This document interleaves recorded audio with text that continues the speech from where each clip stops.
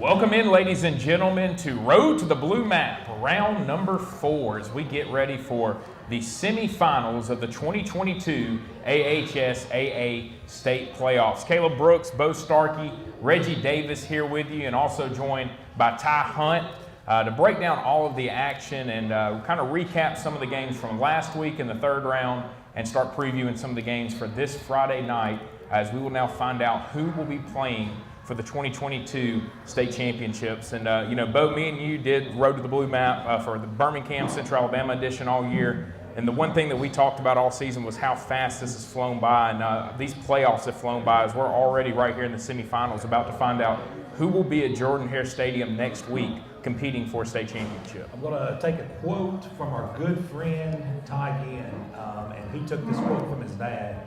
Ty Ginn said these words, and it stuck home to me. He said, if you're still playing football and the grass is dead, you've had a good season. And it seems like the grass died a lot earlier this year because, like you said, it just seems like yesterday we were in August kicking this thing off. And now here we are, literally less than a week away from the right at a week away from the Super 7. And we're doing our show several days early because of Thanksgiving. So, I mean, we're right here on the eve of the Super 7, man. I mean, who would have thought that? It's crazy.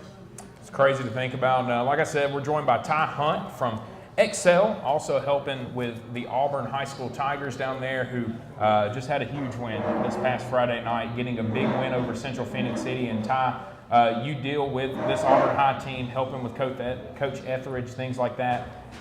Tell us about this past Friday night. It's a rematch of a game that obviously Auburn did not play very well in during the regular season. To be able to come back and to beat a really, really good Phoenix City team, how big was this for Coach Etheridge and him now trying to form his program the way that he wants it down there at Auburn High School? Well, like you said, they were so talented. In the first game, and I told Bo right after the game, we had 3 turnovers in that game. We lost by 21 points. But we only punted one time. And so we knew going into the game that we had a really good shot if we could, secure the football and kind of stay with the same game plan. But, Coach Etheridge does such a good job of letting his guys coach. I mean, I tell people all the time, like, he may have the easiest job in the state because he's got Will Wagner calling the offense, which high-scoring team in 7A this year. Yep. And then he's got Scott Goolsby, the Broyles Award winner from 2 years ago, calling the defense. Will's got the best mustache in the state, too. Go ahead. He does. He definitely does that. But, it was big. And Coach Etheridge, you look, he was, he was 25-3 at Oxford in 2 years. Won a state championship there in 2019. Then he goes to Auburn. At Auburn right now, he's 22-4 in his second year. So obviously that system he's got, it's already working. It was a huge win. Really tough. And Central Phoenix, they had the best football players I think I've ever seen on a high school football field. Obviously, Patrick Nix, great job, great talent. It was big for Coach Etheridge, but it was really big for those kids and big for that city. Coach, Mayor Ron Anders, after the game, he said he helped start the Super 7 going to Auburn and Alabama stadiums. He said, I've always wanted to play one at the University of Auburn in our hometown. With Auburn. That's awesome. So that's what we're doing. Because the last time they went 2 years ago and they got beat by Thompson on the Miracle, it was in Tuscaloosa. So, yeah, it's going to be big. It was huge for Coach Etheridge. It's huge for those kids. It's huge for the community. Just really, really glad that Coach Etheridge allows me to even be a part of it. Looking at the game from this past week, what was kind of the message all week? When you're playing a team that beat you by 21 earlier in the year, had beaten you and knocked you out of the playoffs the year before, what was kind of the message that Coach Etheridge was giving his kids to believe that they could go to Phoenix City and come away with a win on Friday night? I think if you look at this on paper, Coach Etheridge's thing has always been blue-collar mentality. They've got a bunch of kids down there that just work harder and they hit you and they keep on hitting you and they never quit. The first game we got beat, we never quit. We were still making good plays toward the end of the game. So I think that blue-collar mentality, and Etheridge just told them, he said, hey guys, just hunt. Just stay in this thing. Because you look on paper, Central's got, I think 11 D1 offers, maybe 5 or 6 SEC guys. I showed you today, Parker, Simon, Clemson. Auburn doesn't have all that on paper, but we don't need it. You know what I mean? Fundamentals and just good, hard-nosed Alabama 7A football. And that's what Etheridge preached all week. My question to you, Ty, before we move on to some of these other breakdowns is we're going to break down that championship game next week, but this week right here, I want you to talk about something very special. That's the relationship between Will Wagner and Keith Etheridge. For Will to move not only himself but his family and his kids down there to follow Keith to Auburn, obviously it's paying off. Obviously, talk about that relationship with those guys off the field. Those guys are like best friends.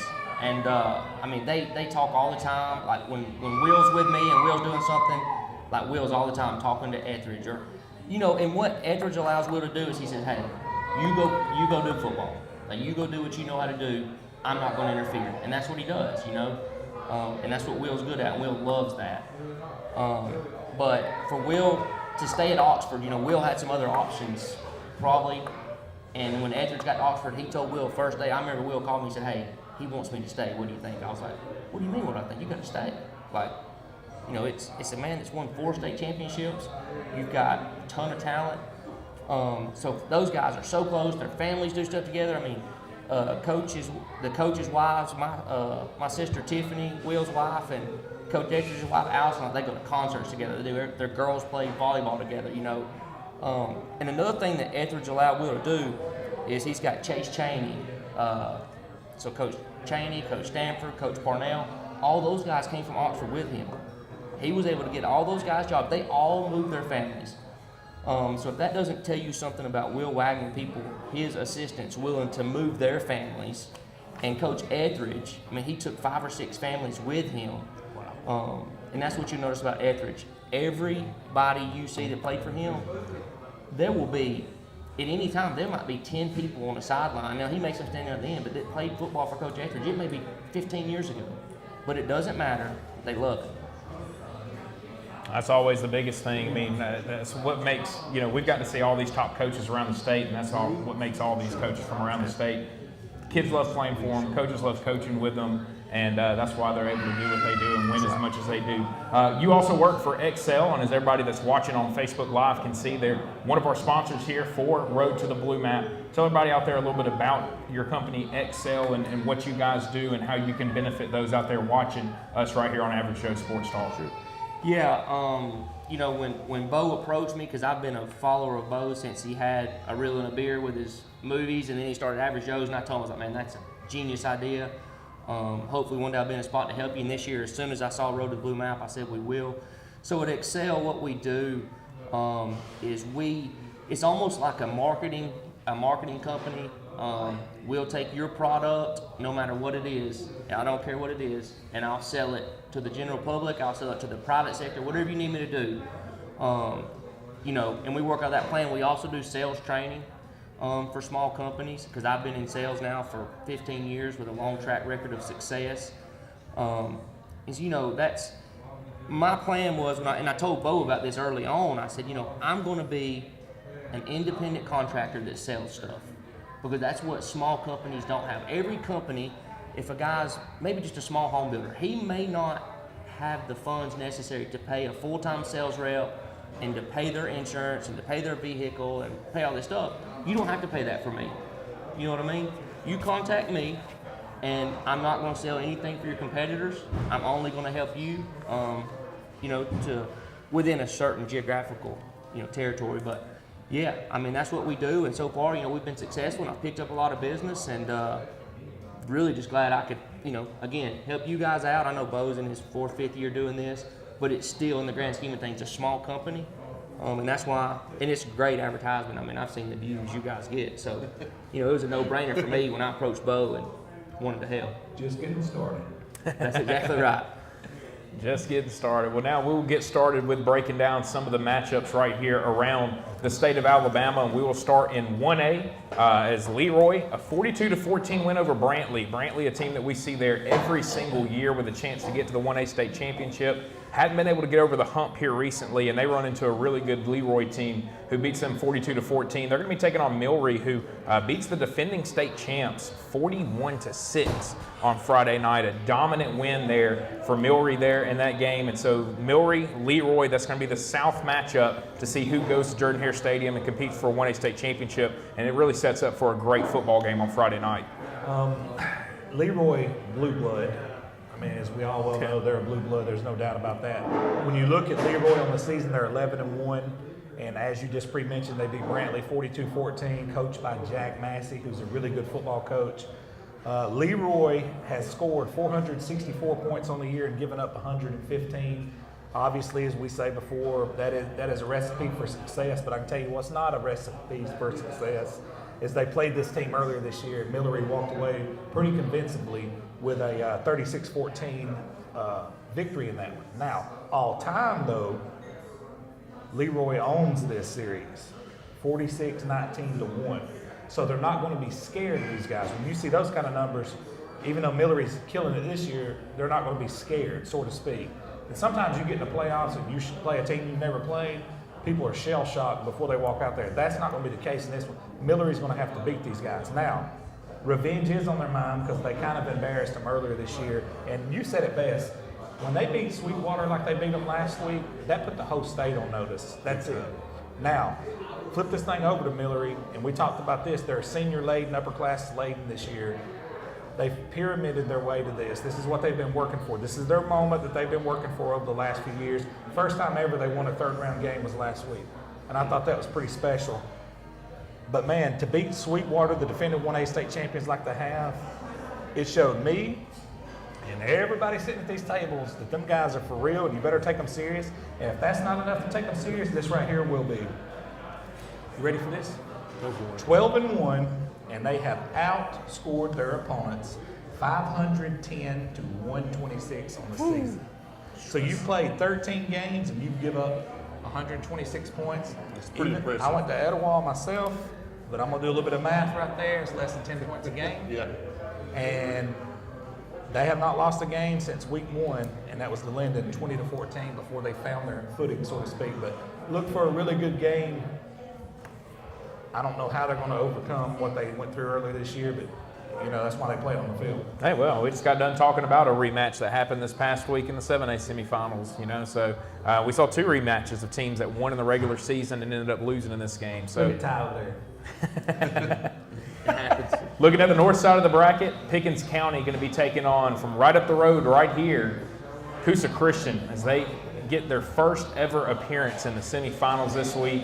It's going to be a long trip now, Bo, across the state, over past Tuscaloosa to get to Pickens County. But, you know, we talked with Coach O'Brien this past week and how big this moment was for his program. Now getting to the 4th round, having a chance to go play for a state championship. Let's talk about how big this is for what Coach Bryan has been trying to build there at Coosa Christian over the last few years. Well, it don't get no bigger. And when I say that, the proof is in the pudding. It gets no bigger because they've never been here. Now, one thing he's done earlier, and I think this is huge to note, you said long travel, and it is. They've had this same situation earlier in the playoffs, and he made everybody come to the, they were out of school, he made everybody show up at 8 a.m. He fed them breakfast, they watched film, they did a walkthrough, kept them engaged, didn't let them go home and do their own thing, doing the same thing this week. Very smart on his part. They've been watching a ton of film on Pickens County, and for good reason. Pickens County is a blue blood of blue bloods in the north. They're the key holder usually to the Super 7. Usually has to go through Pickens County to get there. That's why I'm not shocked as to they're playing this week. Although Lynn beat Pickens County in the regular season, was the region champ up there, I'm not shocked that they're playing Pickens County. Now, let's talk about Pickens right fast. Pickens County's 10-3 on the year, beat Marion County, who was on fire, beat them to death, 40-14 last week. I'm telling you this right now, they're athletic. I've watched their film. They got guys everywhere on both sides of the ball. They're so athletic, so to speak, that even though they may be out of position, they get themselves back into position because they're so athletic. I've watched film on what I'm talking about. Like their defensive end's not squeezing. He's getting kicked out, but he's so fast he recovers to a 5-yard gain. Where if a normal guy does that, he's gashed, 20, 30-yard game. That's how athletic they are. So they can afford to be out of place some. But what Coosa's going to do is there's no mystery there. They're going to run the football right at them with John Mostella, who's having an outstanding year. And, I mean, this guy has been everywhere all season. He's up over 1,700 yards now for the year. Maybe more than that. I haven't even checked it. But, yeah, here we go. John Mostella had 126 yards last week on 15 carries. John David Justice had 100 yards passing, 2 touchdowns. But the guy who's been making them click on both sides of the ball is Coach O'Brien's son, Clete O'Brien. Clete O'Brien, last week, 13 tackles, and an interception, a forced fumble, also scored a touchdown, had 89 yards rushing. The guy's everywhere. He may be the most valuable player for Coosa Christian overall, but they're going to need everybody they got. Coosa's going to have to pressure the quarterback. Elijah Merriweather is his name. He's a 1,200-yard passer. Rusher. He's not a quarterback. He's a running back. But that's the guy they got circled because he's 1,200 yards on the season, averaging 8 yards a touch, 14 touchdowns. So they're going to have him circled. Mr. Giles is going to be their quarterback. He has 1,600 yards, 21 touchdowns. But here's the next factor in this football game. Remember this before we move on. He's turned it over 15 times with interceptions. And Coosa pressures the quarterback like nobody's business. I'll tell you one thing about that game, Bo. And you know, I coached for 8 years before I got into sales. I'm going to tell you something. I think Pickens, if I'm Pickens County and I'm looking at that bracket, I'm thinking I'm playing Lynn in the semifinals.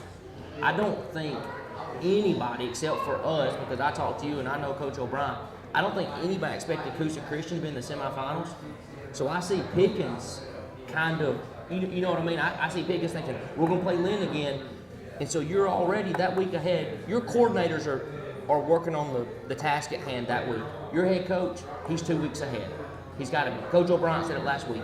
He said, my coordinators, Teddy, those guys, they're working this week. I'm already looking 2 weeks ahead. If you lose, it doesn't matter. But I think Pickens is looking ahead, and I really like Coach O'Brien at Coosa because you look at their losses this year, they're the really, really good competition. Yeah. And that's why he did it. So that's just a big factor. I think that's an X factor in this game is that Pickens, nobody knows anything about Coosa Christian. I think all the pressure's on Pickens. Yeah, no, I would agree with that. I think Absolutely. Pickens has a lot of pressure on them going into this ball game, having been there, done that for Coosa. You're just playing to be the first to do it in school history, so it's going to make it really interesting. We're going to skip up to 3A now, and looking at 3A, St. James, a dominant 40-15 win over Thomasville this past week. A lot of people thought that would be a St. James and Dadeville game. Thomasville gets the big upset at Dadeville. They get to host St. James. Didn't face St. James at all as they go down and dominate Thomasville. They're going to be taking on Mobile Christian, who, yes, when you look at it, they were listed as a 4 seed in the bracket. Yep. But, Reggie, we all know they weren't an actual 4 seed. They had to forfeit some games early in the year. It affected their seeding into the playoffs. They still found a way in, and they're basically a 1 seed that has played a 4 seed schedule throughout this postseason. But they're going to have their toughest matchup now as they take on St. James on Friday night in the semifinals. You're exactly right. Mobile Christians had some tough games this season. They opened up with, they went to Athens, Georgia, and played a really good Athens Academy team.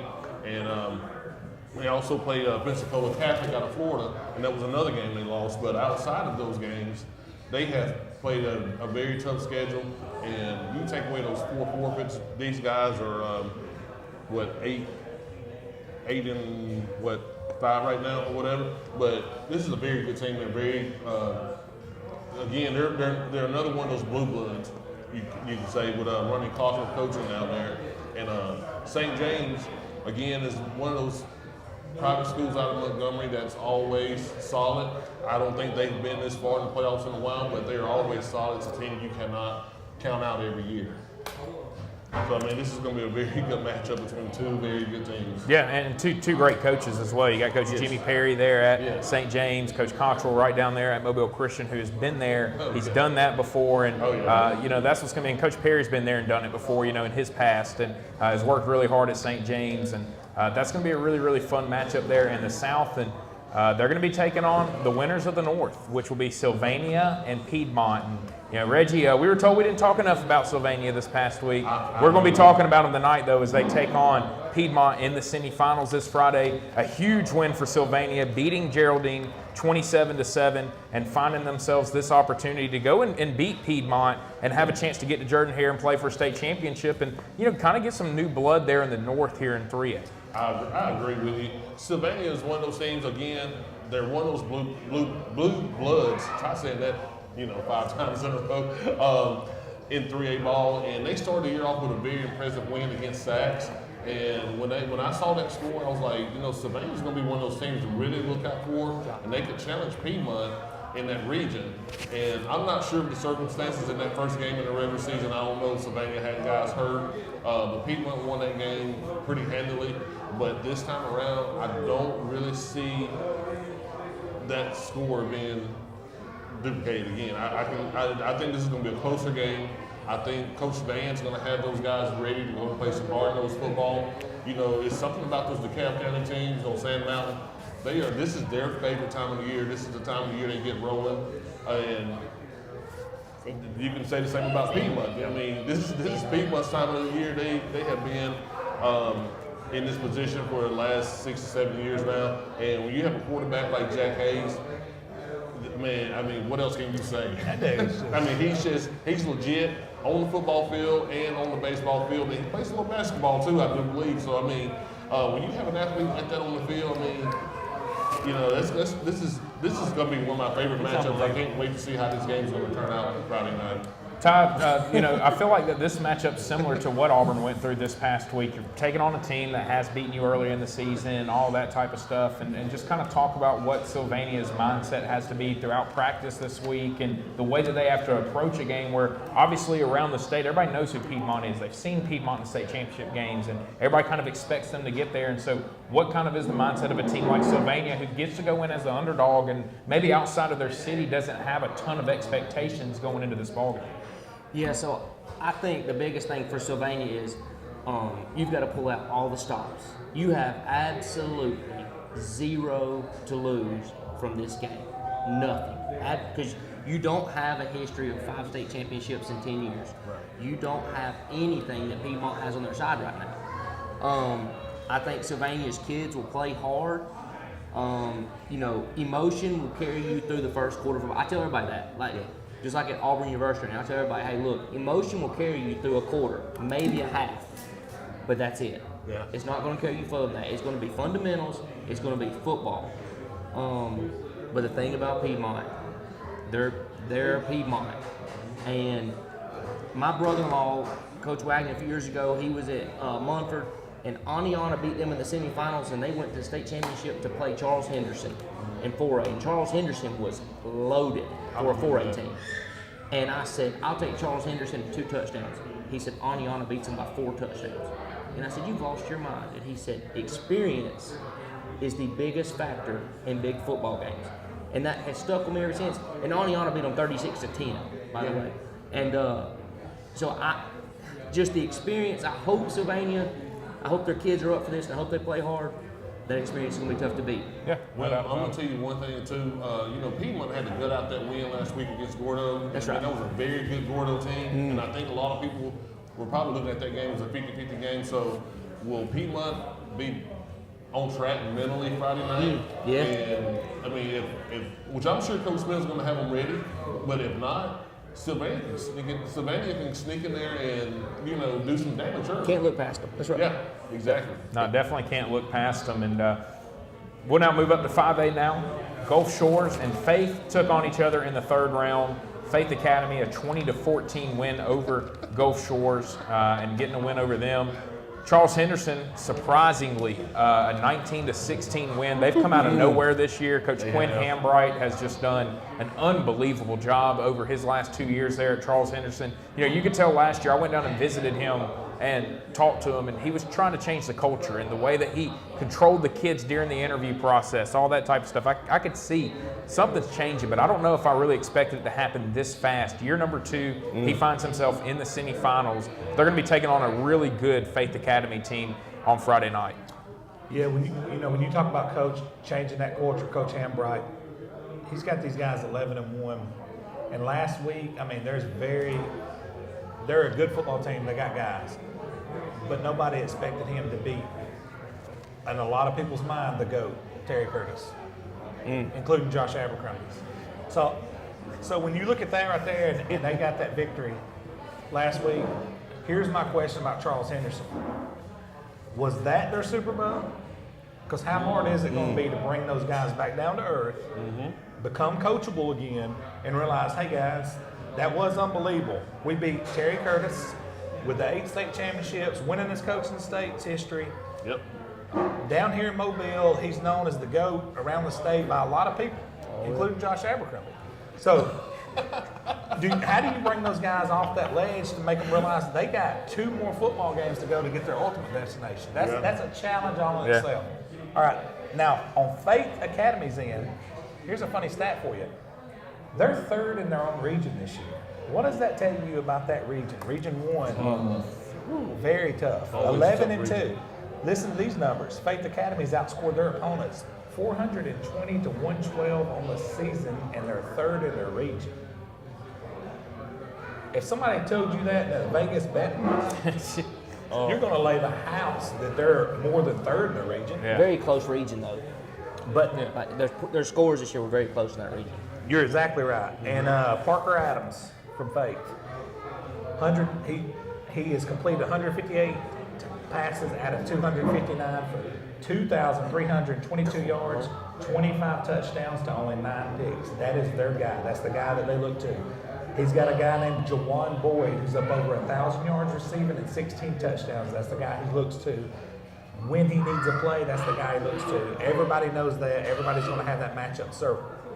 Now, Charles Henderson, on the other hand, they got a guy by the name of Jarrett Daughtry, who's completed 136 passes out of 197, so he's a really efficient passer for 2,084 yards, 21 touchdowns to only 5 picks. So he's very efficient. He's more of the game manager type, so to speak. But those are the guys in this game that you're going to have to circle in on and key on. To me, Faith Academy is playing on house money, being a 3rd seed in this situation. I think they have the easier path because they beat Gulf Shores, who everybody expected them to lose to, and they did lose to in the regular season, but come back and avenge that 20-14 last week. Charles Henderson, Coach Hambright has a lot harder job to bring those guys off that ledge and to show Josh Abercrombie that they're for real. Yeah, no doubt about it. Looking at the north, another rematch here in this one. Pleasant Grove against Ramsey. It doesn't get much bigger than this. I think everybody around the state gets excited when you see that these 2 teams are going to match up. Ramsey defeated Pleasant Grove 21-14, 4th week of the football season. Pleasant Grove was coming off of a bye week. Now both teams have played consistently and they've found themselves in this position. Pleasant Grove had to gut it out last week against Arab. Arab got after this team. They kind of played with them. They were able to put up 38 points. Easily the most amount of points that we've seen Pleasant Grove give up since this loss to Ramsey, where they have been dominant on the defensive side of the ball. Going to be really interesting to see these 2 teams rematch and how this rematch goes on Friday night between Ramsey and Pleasant Grove. Let me tell you how close these 2 teams are. Obviously, they played a close game, which you just pre-mentioned earlier this year. Let me run some more stats by you right here. Both of these teams had that quote-unquote gut check moment last week because Ramsey played Leeds in a game that everybody in the state said, yeah, Leeds is good defensively, but they can't play with Ramsey. Well, guess what? They're in a 4-quarter game, and Ramsey gets out of there by the skin of their teeth, 26-19. Look at Pleasant Grove. They're playing lowly Arab, just the old non-athletic Arab. Guess what? 41-38. Lee Osmond coming. We said going into that game, Lee Osmond's going to run the football. It's going to be one of the most physical teams they play. Wasn't it double OT? Yeah. Was that double OT? Yeah. Yeah.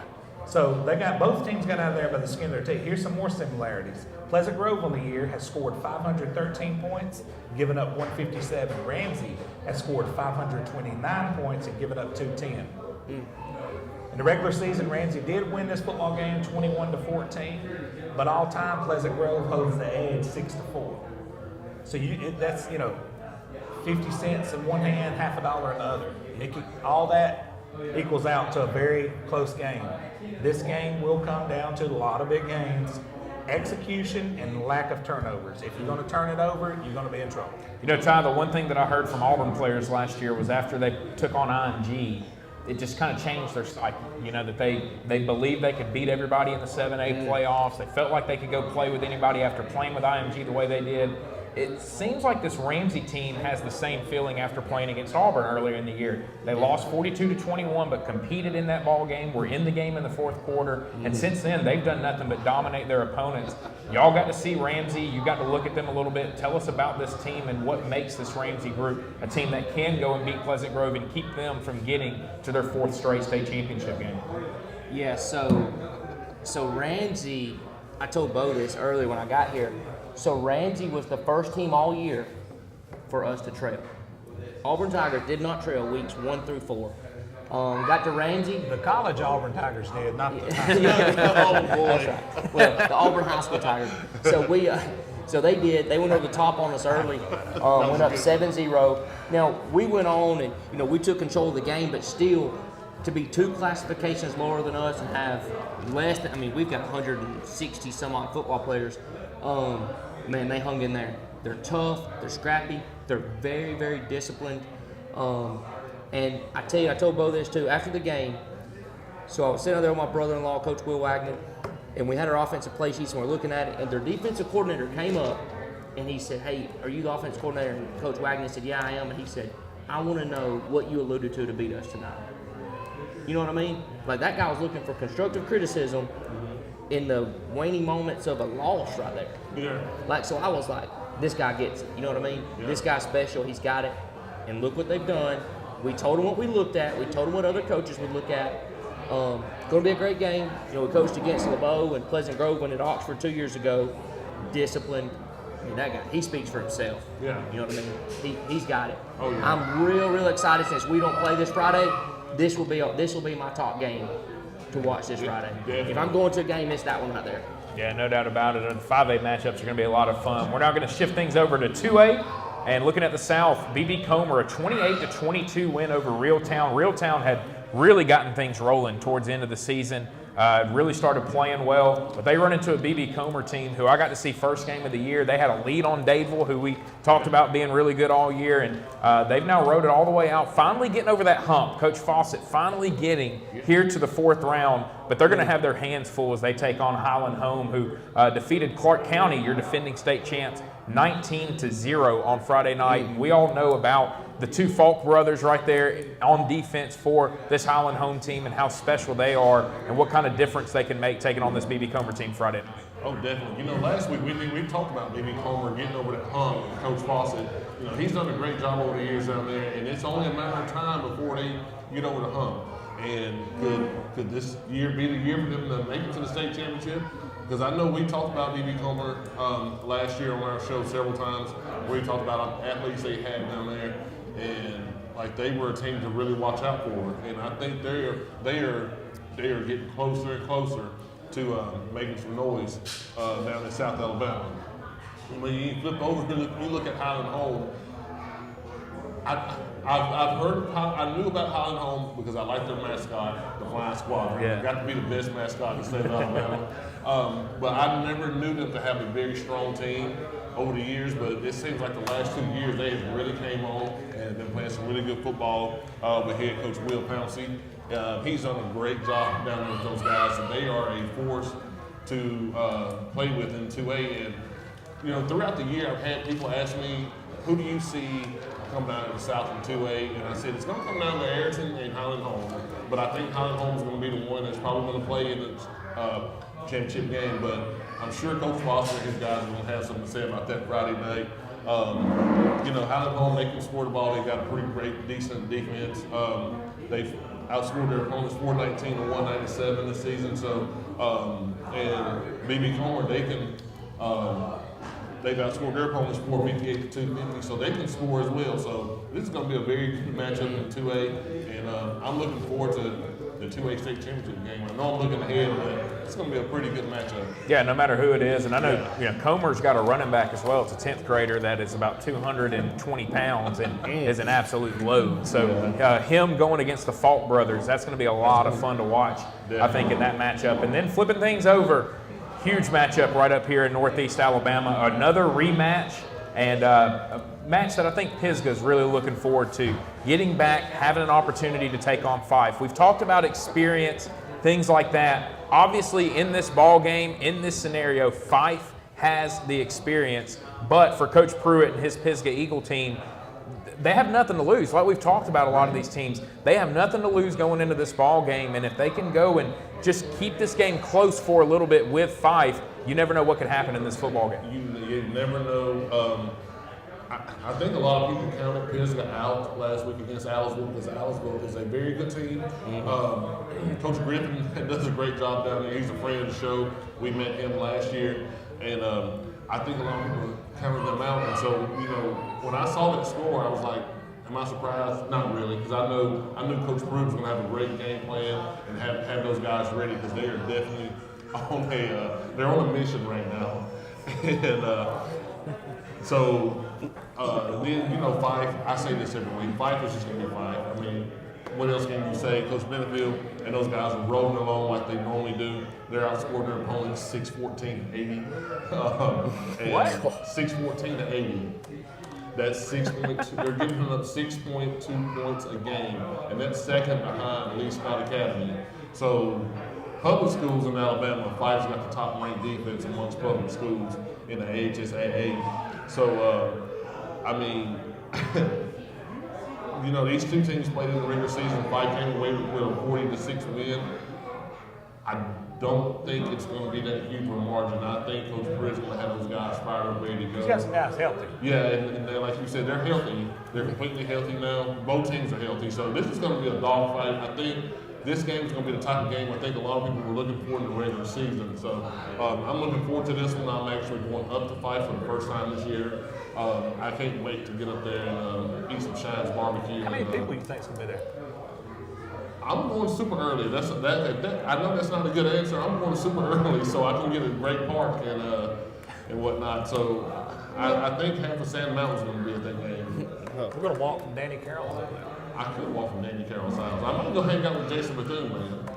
Big man. B-man. Bo, you were at the game between Fife and Tuscaloosa Academy, and speaking of AISA, AHSA, Tuscaloosa Academy made the move over from the AISA. They make it all the way to the third round of the playoffs this year, which is impressive in my mind. Talk about them and, one of the new teams that we now have here in the AHSA and what kind of noise Tuscaloosa Academy could maybe make it 2A going forward. Doing the show with Paul Benefield and being around him every week, multiple hours a week for the last 4 years, it's made me realize how nervous he is or how he judges a team. If he don't talk to you much, you don't talk to him much. If he's talking away, he's comfortable and he's chilling. He didn't say too much. He talked to me a little bit. He said, they do something really good that we're not really that good at. And I'm not going to say what that is on camera. So, because I don't give away coaching secrets, but he just told me that in private. And he was just, he was just like, they do something really good that we're not good at. And I understood what he meant. I knew what he was talking about. I think I know what he's talking about. Yeah, but like I said, I'm not giving away any secrets, but I will tell you this. If you're an what is it called? AISA. AISA. You don't want to play them. No. Because they had 300 yards passing on Fife last week. I mean, they won the state championship last year in the AISA. Did they win it or were they runner up? Yeah, no, they won. I think they They won. won. it. They were good. They beat Their Best. quarterback's good. They had good receivers, and their line probably averaged 280 across the field. Yeah. To Fife's 235, but they're a little agile. Yeah. Yeah, going to be interesting to see how the future goes for Tuscaloosa Academy, but a big matchup there between Fife and Pisgah this Friday night, and looking forward to seeing that rematch. We'll now look at 4A, and Bo, here's a matchup that you saw earlier this season, Andalusia and Catholic. It was 24-23 at halftime. Catholic ended up not giving up a point in the second half and running away with that football game in the second half. But Andalusia gets their rematch. It was at Andalusia in the regular season. It's going to be in Montgomery and actually at the Crampton Bowl on Friday night now. So it'll be the first matchup, first semifinal matchup at the Crampton Bowl since Carver was in it with Jeremy Johnson, who's now on staff at Montgomery Catholic. So really sets up for a big matchup. They're expecting a huge crowd. That's why they felt like they couldn't host this at Montgomery Catholic. They moved the game and sets up for a huge matchup and a huge rematch on Friday night between these two programs. A lot of information, and I'm going to give it to you very fast, so just buckle up, put your seatbelt on. Here we go. I was at that pre-mentioned game earlier this year. If you watched the first 10 minutes of it, you would have thought Andalusia was going to win 40-7 because they were gashing Catholic for probably 15, 20 yards a carry, and even Jeremiah Cobb himself couldn't get past the line of scrimmage with every carry. Catholic adjusted. They put him out in space. They put him out where he can make moves. And once he gets out in space and he's with DBs and outside linebackers, it's not fair. On the season, listen to this. 1 through 7A stats I'm throwing at you right here. Catholic leads the entire state of Alabama 1 through 7A. They're averaging 51.9 points per ball game. They're outscoring their opponents.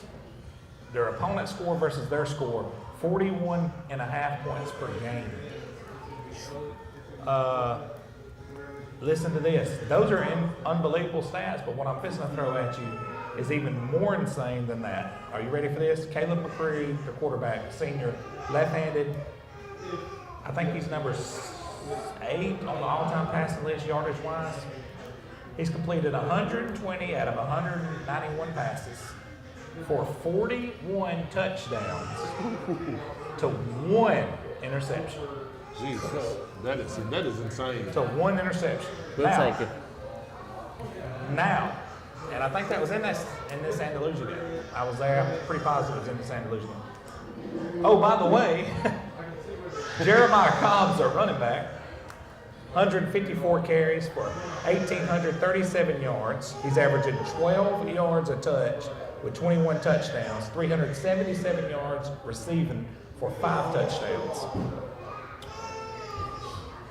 Jim Chappell, they call him Jimbo, offensive line coach, is the one that took all the criticism earlier this year. I made a post on my personal page about how him and his guys handled the statewide criticism about they couldn't match up with Andalusia, and that his unit single-handedly, by losing their left tackle early in the game, still pushed Andalusia around late in the game, which caused that 20-something or double-digit win last time.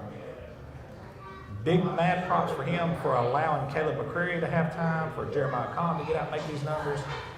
But Andalusia showed me something last week that I didn't think they had in their tank. I didn't think they were in shape in a 4-quarter team because I seen them live.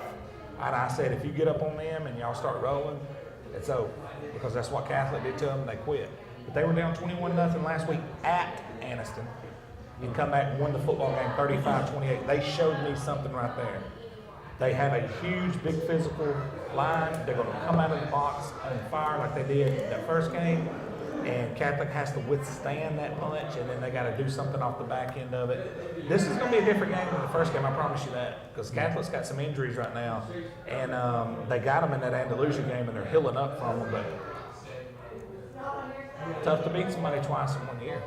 Especially when it's a good team. And Andalusia's hungry, man. They've gotten to this point right here in 5A. When they were 4A, they ran into UMS every year. When they were 5A, they ran into UMS every year. And then now they finally get down, and they're in a different classification than UMS, and they have maybe the best team in the state outside of anybody in 7A that they're running into there with Montgomery Catholic. And their head coach. 2 names. Yeah. Look at his record. Yeah. Trent. The head coach. Yeah. The head coach at the head coach in Andalusia. He was at Straughn. Played in the semis 3 or 4 years in a row at Straughn. Then he goes to Andalusia. He's been to the semis the last 2 or 3 years. Yep. Like this guy right here, nobody wants to play for that ring more than that guy. And another thing, last year, Catholic, they get to the semis. Same situation as this year. And last year, in the semis, I told Bo, I said, hey, Catholic's going to win the state title. And then Academy comes there, got beat, 41-6 in the first game, or 41-0. And then they come in there and beat them 10-7 with ball control. So Catholic, as good as they are, they've still not, and I think Hanley may have exposed some things last week. Haynes at Hanley ran for 217 yards on this Catholic defense. I know one of them was a 98-yard play. Hanley was there at the end, but Catholic was Catholic. You know what I mean? Yeah. That many good players still take over a ball game. Don't matter where you lose, as long as the scoreboard's got more points on your side than theirs. One last X factor.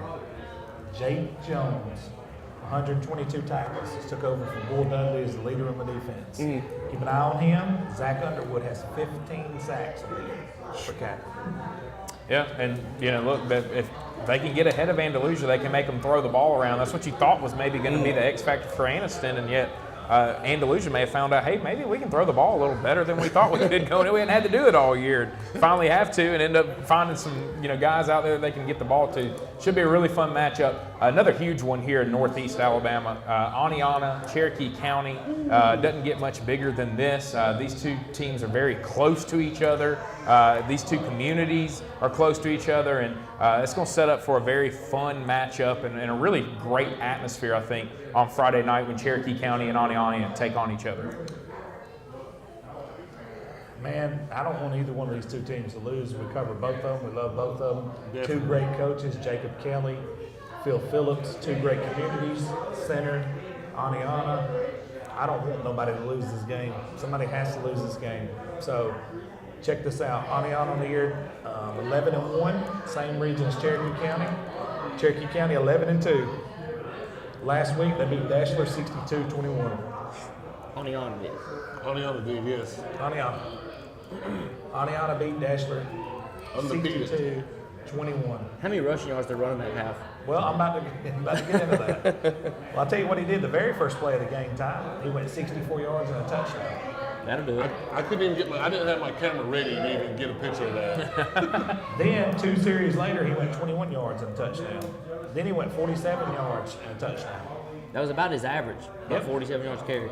And then Landon Abernathy hit Peyton Kittner for a 57-yard play, and it was over after that. Oh, yeah. All right, so he finished with 315 yards and 5 touchdowns.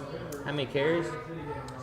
I don't know how many 15 or carries. I think he had 15 or it was 16. Or 15 or 16. Abernathy, the quarterback, went 7 for 9 for 173 yards and 2 touchdowns. 273? 173 on only 7 completions. Yeah, I mean, it's almost a Now- whole field. Check this out. Cherokee County and Randolph last week. Surprise, surprise, Jacob Cornejo, 29 carries, workmanlike 195 yards, and 3 touchdowns again. Cade Hopper, completing 80% of his passes on the year, it seems like every week, was a modest 4 for 5, which is what he does. General of the team, 74 yards and a touchdown. And again, the key factor in what Cade Hopper does, leads the team, gets everybody in the right position, and again, right here, look at this, Caleb, 0 picks. Yeah, anytime you're taking care of the ball, that's going to put you in a And good position. ready Jack for this Amos one? helps too. I mean, On having the Jack Amos as a season. backup. On the season, these guys I'm about to throw at you right fast for Cherokee County, we talked about all year.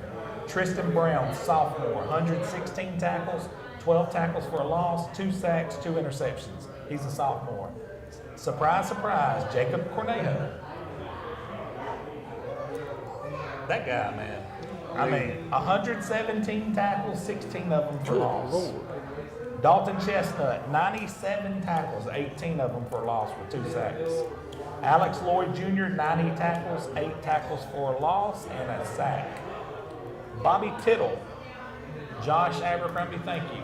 Since Bobby Tittle got there, I'm not saying what he does has impacted the football team like Jacob Kelly, but I can tell you what he has done. He has 1,000% supported Jacob Kelly, that has allowed Jacob Kelly to do what Jacob Kelly does, that has them in this position. And when you look at Phil Phillips and you look at Jacob Kelly and these 2 programs, neither one of these 2 programs are going anywhere anytime soon. They played this year. That's right. In a very close game. Very close game. I was at that game. Ready for this one? Yep. All-time record between the 2, Ty? 12-11-1, Cherokee County. Really? Does that surprise That is anybody? pretty Well, close. I was- Because I think this game's going to be about that kind of number. Yeah. Man, it was like that in the regular season. You know, I was at Cherokee County in 08-09 when we won the state championship. We went 14-1. UMS beat us in 08. Then 09 we played Aniana twice, and easily the best team we played on the schedule the whole year, except for Jackson State Tournament. Aniana's always very, very well coached. And they're clicking on all cylinders right now. Yeah, it should be a really fun matchup. I saw on your sheet there just a minute ago too, Aniana had scored 495 and had given up was like 226, and then Cherokee County had scored 492 and given up 219 or something. So I mean, it's 495. Cherokee County's 495 and giving up 215. Aniana's 492 and giving up 226. yeah. Oh, that's tit for tat. Yeah. Yeah.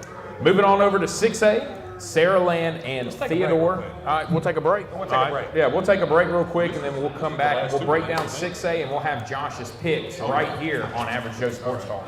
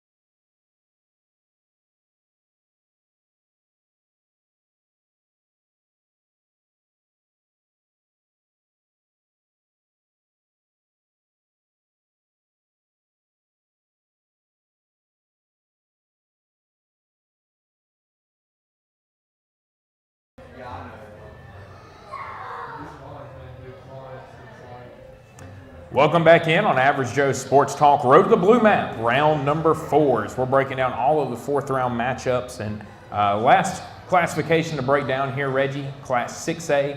And unbelievable game this past Friday night as Saraland takes on Homewood and defeats Homewood 57-56. Going into overtime, having to get a stop as Homewood goes for 2 there with Woods Ray, and he gets stopped right at the inch-yard line. It took a huge comeback from Homewood just to get to that point. Saraland pulls out the win and now sets up a rematch with Theodore. Theodore beat Saraland to win the region earlier, 27-26. They had a 28-0 win over St. Paul's on Friday night, and really just a dominant win for Theodore. They're happy to be in this situation. They've been 7A for a couple of years. They're kind of like Gadsden City. If Gadsden City was playing, you know, Theodore's been 7A. They've been beating Prattville and then running into Auburn or Phoenix City and losing, and they're just happy to be right here with an opportunity to play at home, 4th round of the playoffs, and possibly get to a state championship game finally. You know, Theodore, when I saw that they moved down to 6A, I knew from the get-go, I said they are going to be a team to watch out for in the South, because they had a very good team last year in 7A, but like you said, once they run into the Auburns and Central Phoenix cities, you know, it's just like they couldn't get over that hump with those teams. So I knew they were going to be a very competitive team in 6A, just like Gadsden City, you know, because those guys are probably another year away from making a deep run. So, you know, Coach Eric Collier has got those guys playing some good football, and what they thrive on is defense. They play really good defense. You know, their offense, you know, they scored 426 points this year, but their defense has only given up 138 points. So they play some really good defense. But then you look at Saraland and Coach Jeff Kelly, those guys score a lot of points. With their defense, they give up a few more points than Theodore does. They scored 586 points on the season. They've given up 268. So something's going to have to give in this game. You know, you know, on one side you got a really strong defense. On the other side you've got a very strong offense. So I'm looking forward to seeing this game. You know, there's a possibility that this game could end up like the first game earlier this season. It may be a one-score game type deal. But yeah, this is going to be a great matchup. Yeah, I'm really looking forward to seeing how this one goes on Friday night in a rematch between those two teams. And then another big one there in the north, Mountain Brook at Muscle Shoals. Yeah. And look, let's be honest about it. There's not many people that looked at 6A and said, hey, Muscle Shoals will be playing in the semifinals at the end of the year. I think everybody felt like they had a good team, but they felt like they're going to end up running into Clay Chalkville. They're going to end up running into Mountain Brook, somebody like that, and end up getting knocked out. But, you know, obviously, luckily, Clay Chalkville ends up getting beat by Parker, and Muscle Shoals has done nothing but dominate their way through the playoffs. 58-7 over Hazel Green. 31-6 over Parker, 38-7 over Gardendale. They've gotten the defense going, but they're going to have their hands full with this Mountain Brook team who just plays disciplined football. They beat a 7A in Vestavia earlier this year. They were right there with Hoover as well, and outside of the 1-point loss to Gardendale, really dominated Class 6A throughout the season. They really did. You know, I got to see Mountain Brook play a couple of weeks ago, and I'm going to tell you the key to this team, the X factor for those guys is Cole Gamble. When I say this guy is legit, he is legit. It's like, you know, once he gets in open space and, you know, he's gone. I mean, he puts that head back and sticks that chest out, you know he's about to score. I kind of thought it was funny the way he runs, but I mean, like I said, when he puts that head back and sticks that chest out, he's gone. He's going to the house. If you don't wrap him up early, he's going to make you pay for it. He's going to get 10, 5, 6, 7 yards of carry. I mean, he's just one of those dynamic running backs that you have to wrap up. If not, he's going to make you pay. And I think Hartzell saw some of that last week, and I was kind of expecting that game to be a little closer than what it was, because Hartzell, another team I watched earlier this year, they have a very strong defense. So the fact that Mountain Brook scored 49 points on them, I was like, wow. You know, I was not expecting that. Muscle Shoals always they've had a strong team since Coach Scott Bazin's been there. They've been here before, but it's been a while. You know, Coach Bazin himself has been here. He won a state championship at Cordova before he went to Muscle Shoals. So this is really not new for him. You know, from a mental standpoint, I think he's going to have those guys ready and have them believing, hey, you know, we get past this Mountain Brook team, we can do something really special in 6A this year. You know, and like I said, this is, like you said earlier, I don't think many people saw Muscle Shoals in the semifinals, maybe third round, but the semifinals, you know, this is kind of a surprise. You're going to be heading to Fife and Pisgah on Friday night. Give us your big keys for that game for both teams. What is Fife going to have to do really well again to come away with a win? What is Pisgah going to have to do a better job of in order to keep themselves in the game and have a chance in the fourth quarter against this Fife team? I think what Fife's got to do, they're going to have to play Fife football, not turn the ball over, which they don't do, not make any mistakes, which they don't do, and just play their game and block out all the extras surrounding this game. Pisgah, they're going to play mistake-free football because Fife's one of those teams, they don't make a lot of mistakes themselves, but if you make a mistake, they're going to make you pay for it. And if you make multiple mistakes, you're going to pay for it, and the game's going to get out of hand. So as long as Pisgah plays a clean football game, don't make any mistakes, and they can capitalize, just capitalize on that, they'll be fine, and they're going to have to score because Spike's going to score. Pisgah's going to have to match them score for score and make this a fourth-quarter ball game. Yeah, which is not easy to do against No, that it's defense not. that Fife has, that's for sure. But that's going to be a fun matchup. I'm really excited about that game, and really excited about both these 6A matchups as well as that we have on Friday night. Both 4A matchups are going to be a lot of fun as well. So should be a lot of fun. That does it for the breakdown of the games. We're going to take another quick break. When we come back, we'll have Josh Abercrombie on here to make his picks and let us know who's going to be winning all of these games here on the semifinal Friday here in the 2022 AHSAA State Playoffs. Stay tuned for more here on Average Joe Sports Talk.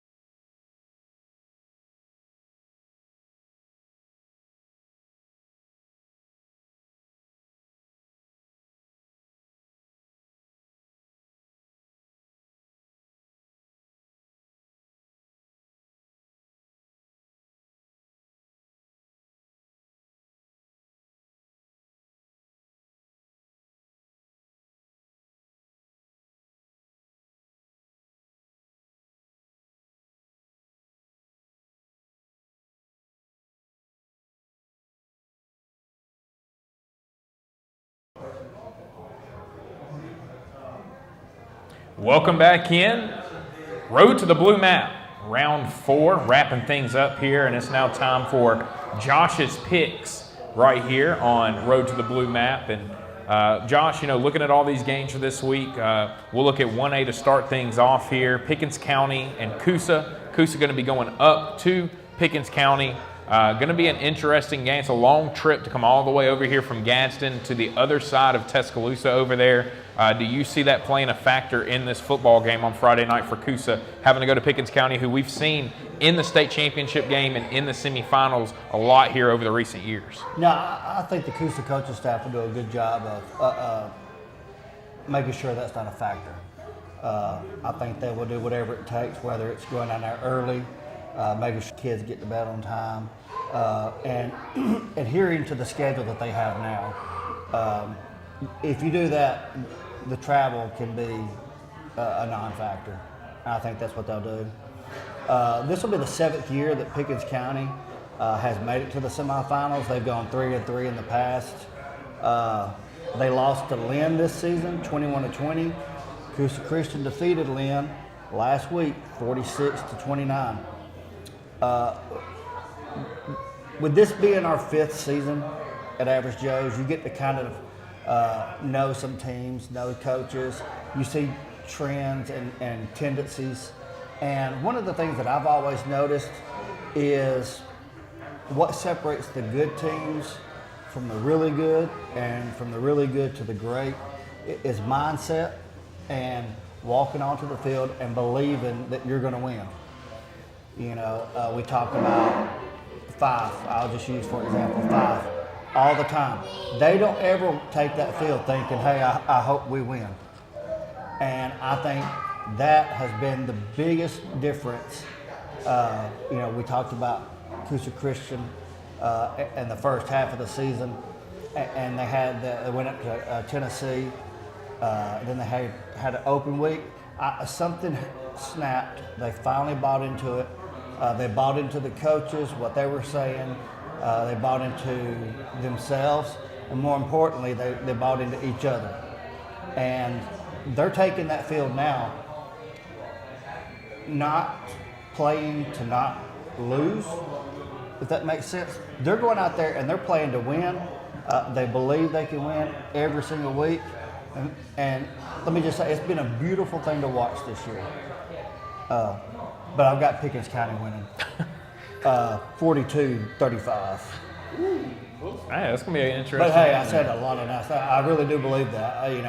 And I think this will not be a flare up in Coosa Christian history. I think this will be something that we'll be talking about them a lot. Years to come. This game's going to be a building block no matter how it goes, I think, for what Coach Absolutely. O'Brien and what he's doing.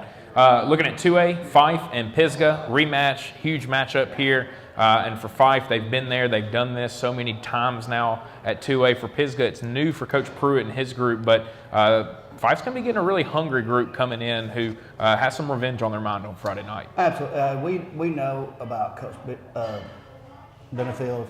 We know about Fife. You know what they're about.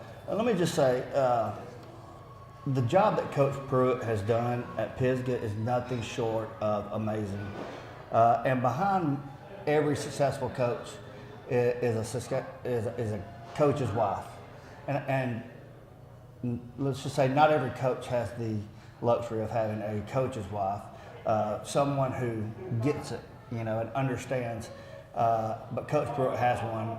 Laura Pruitt, his wife, I'm going to give her a little shout out real quick. Was able to visit with her when I went to Pisgah in Collinsville, and she come over there. She thanked me for coming. She started telling me about the players, the coaches, the community, and you can tell. Hey, she loves that community. The Pruitts love that community. They have turned it into a huge family, and it's a really good story what's going on. And especially if you follow her on Facebook, she will post some great stuff on Facebook. This is a very young Pisgah team. I fully expect them to be back again in the mix for the next couple of years. Now, with that being said, Fife's closest game this year was a 35-14 win over 3A semifinalist Sylvania. 35-14 win was their closest game. A 21-point win. That's the closest somebody has come to beat them. Fife, they played Pisgah. They beat them 40-6 earlier in the year. It is hard to beat a team twice in the same season. But if you go back and look, there's a little asterisk beside it, and it says, except Coach Benefield at Fife. So while you really hate to pick against a team, especially a team that's having just a phenomenal year, they just ran into a juggernaut. And I've got Fife winning 35-13. Fife winning 35-13 in 2A. Looking at 3A, Sylvania and Piedmont in a rematch there at 3A. All right, this will be the 8th straight season that Piedmont has played in the semifinals, and they've gone 5-2 in the previous 7. We've talked about this 3A Region 6 all year long, and I think Coach Martin said it best at the beginning of the season when the realignment happened. You lose that region, lost 4 teams, 2 of which were playoff teams, but they gained back 4 teams, 3 of which were playoff teams.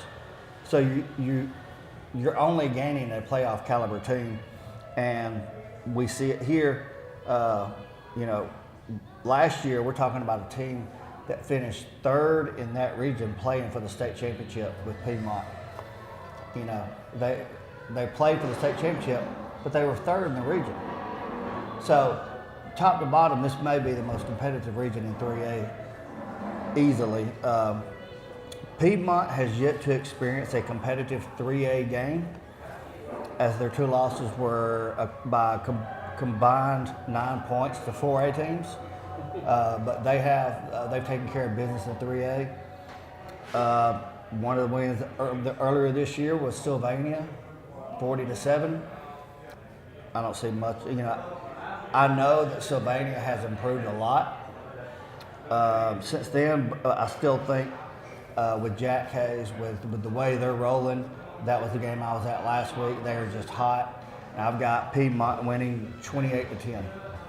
Piedmont winning 28-10 there over Sylvania, according to Josh. Looking at 4A, Aniana, Cherokee County, a huge matchup here in Northeast Alabama. Hey, another matchup where we got 2 earlier this year, 17-14. Aniana beat Cherokee County. Both teams are playing extremely well. Both teams are very well coached and will be very well prepared for this game.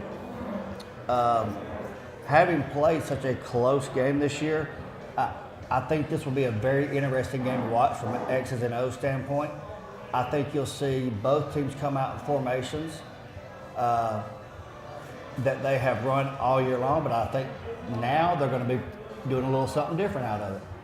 You know, if this formation was primarily a run left, I think they'll fake it and run right, you know.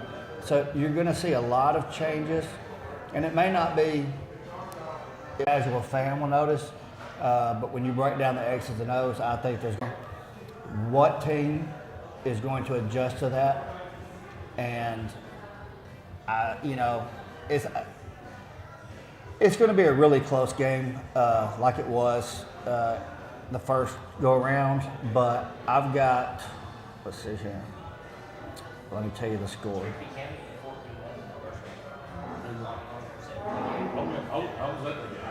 Yep.